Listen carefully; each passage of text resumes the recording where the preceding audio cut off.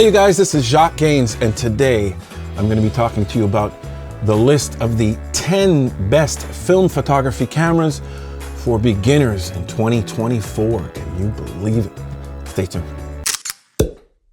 So it's crazy, in 2024, we're talking about film photography cameras for beginners. Can you believe it? We've gone through DSLRs, we've gone through mirrorless cameras, and we're back to film. There's a whole movement now of film photography people out there who want to go and shoot film photography. And here we're going to talk to you about my list of the 10 best film photography cameras. But before I start, I want to make sure that you know my criteria and why I believe in it. Now, if you don't agree with any of my lists, guys, go put comments, tell me which cameras you use, which cameras you prefer, and which I should not have put in the list. The first criteria I use is adaptability. I want to make sure that people are able to hop onto a film camera that they've just bought and start taking pictures as soon as possible. And let's not lie to ourselves. Most people that are going to be getting into film photography are either people who come from mirrorless cameras, digital single lens reflex, DSLRs, or they come from a phone photography environment. Those environments offer you point and shoot. There's no complication. You can find out what's happening with your shot right away when you look right into the visor. And that's not the case with film photography. So I wanted to make sure that it is easy for you to get involved in your film photography and you see results as quick as possible. What does that mean? Well, it means that you have to have an integrated light meter within the camera. If you go back, pre-1950s, most likely you're going to get a camera where you're going to need a light meter next to you, and that just complicates the whole process, and we don't want that. Second is endurance over the years. What do I mean by endurance over the years? Well, if you do decide to get into film photography and you want to buy a camera, you're going to buy it used. You're going to be buying it off marketplace, and you're going to be buying it from a person who probably used it a lot when they did, and then put it on a shelf. So two factors come into play. When they used it, did they wreck it? And two, when it was put on a shelf, did something happen? Did the batteries disintegrate within the camera during the time it was on the shelf and burn up the electronics of the camera? These things come into play. And then after that, we talk about ease of use. So you have to be able to look at whatever camera you have now, that digital camera, and look at the interface and be able to understand what you're looking at on a film camera. So you have to deal with the same sort of terms that you deal with on a camera that you already use. Within most of my lists, I always talk about funness and coolness. It's got to be fun to take pictures. So that comes into play when you're using the camera, and it came into play with this list a lot. I wanted to make sure when you picked up the camera, it was fun to use, and secondly, that it's cool. It looks cool. It's a cool looking thing and a cool device because there's sort of a vintage feel to what you're doing when you do film photography. So I thought that was important. And definitely the most important aspect is cost. You will notice in this list, the 10th is the one I like the least, and the number 1 is the number 1 that I like the most. Now, the ones that I like the least, you'll find that they all are expensive, even used. So my number 1 camera will tend to be less expensive than the number 10 camera. Now that you're aware of my criteria, let's get into the list.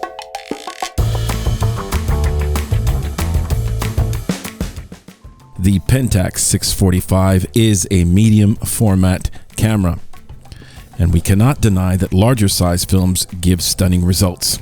The Pentax 645 has also aged well. Electronics in these used cameras can tend to work even after years of not being used. The Pentax 645 uses medium format film, but unlike other medium format cameras, it shoots a rectangular frame 6 by 4.5 centimeters. It is a very nice combination of an electronic and analog shooting experience. The cons of this camera are that the film format is rarer than 35mm and can tend to be expensive because frame yield is low. A used 645 will also be on the pricier range, that's for sure.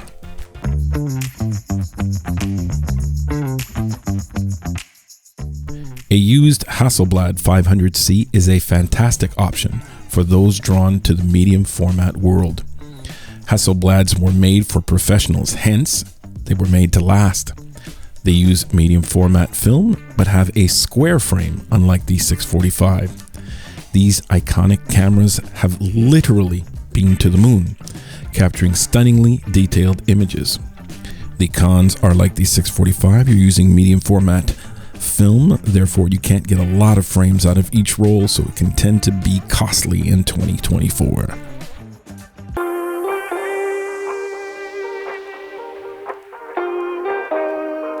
So if rangefinder photography interests you and you are a fan of flawless craftsmanship, a Leica M is the ultimate dream camera. These beautifully crafted cameras offer a unique shooting experience and unparalleled image quality. Used Leicas have the highest probability of working even after long periods on a shelf. The cons of the Leicas is price. Demand is high even for the older Leicas. They are the highest price used cameras around. Demand for these beauties is through the roof. So there are two big cons when you're buying a Leica M. One is definitely price. They are in demand. And the other is that rangefinder focus is not for everyone. Therefore, if you prefer looking through the lens when shooting, this might not be your best choice.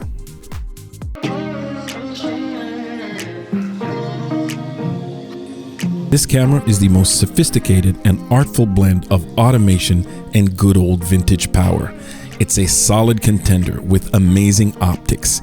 It's a hidden gem that a lot of people do not think could be an option. Its easy to use, fully automated program mode can turn it into a point and shoot that anybody could use. But its wide array of advanced features and available accessories and lenses made it appealing to professionals alike. The cons of this camera is that they might be more rare, but in my humble opinion, had it not been for the cost, it would have been number one by a long shot.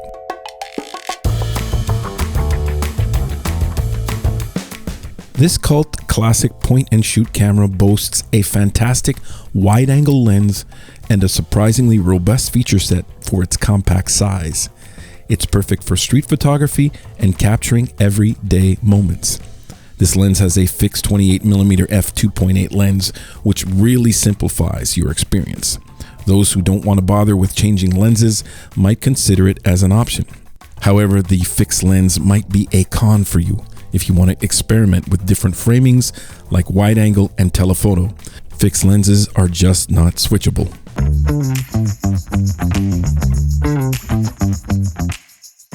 A legendary fully manual camera, the FM2 is a workhorse.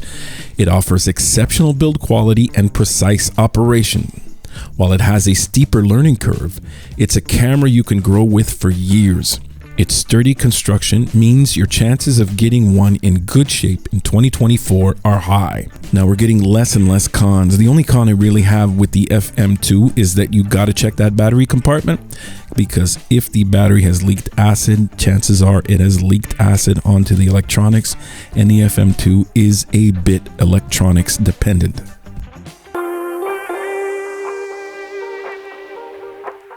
Simple and well constructed, the K1000 is a great way to introduce oneself to the world of film photography. It's so simple that there's almost nothing one can break on the camera. Keep your eye out for these cameras, as they were entry level and represented a low investment for the initial buyer. This translates into a low cost for you. Its simplicity might be considered a con. For those who might want to delve into more robust features, you might want to consider another model. Another excellent option for beginners, the OM10 offers a fully manual mode for those who want to learn the technical aspects of photography. It's known for its sharp lens and compact size. By getting an OM10, you open up possibilities to the whole Olympus line of lenses from that era. And at this level, for cons, I just don't see any. Now, before I get to number 1 and 2 on the list, make sure you guys like, share, subscribe, and comment on the video. Tell me what you think and give me feedback. It's always fun. Now let's get back to the video.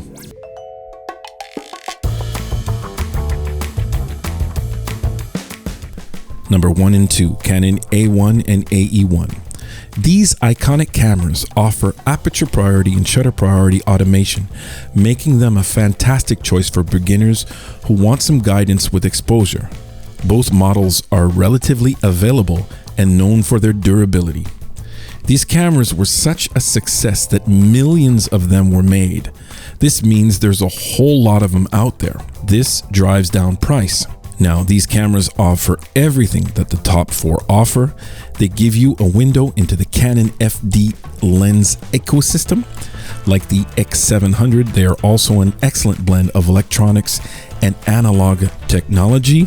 And what makes them go at the top of the list is that their price can be extremely low. And for the cons, again, none I can think of for this category. So there you have it. There's my list, guys. I want to share you a story. It's kind of funny. When I was in university, I had a Canon AE1 and my friend had the X700. And his pictures were always better than mine.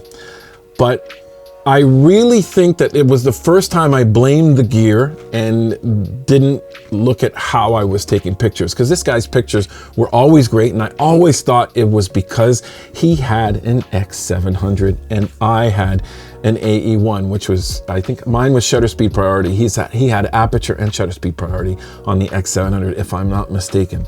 And I was totally blown away by the technical aspects, and it was my excuse for why I didn't get greater shots. But what I realized after a while is I needed to go out and shoot and get better at capturing moments. And I want to say that right now because it's important for you when you go out there. Make sure you take a lot of shots and capture moments. So no matter what camera you pick on this top 10 list, you go and have yourself some fun. You got to get out there. So look at the list and get away from this video, go buy your camera and go do what you want to do. You guys like, share, subscribe, and don't forget everybody, keep on making something from nothing.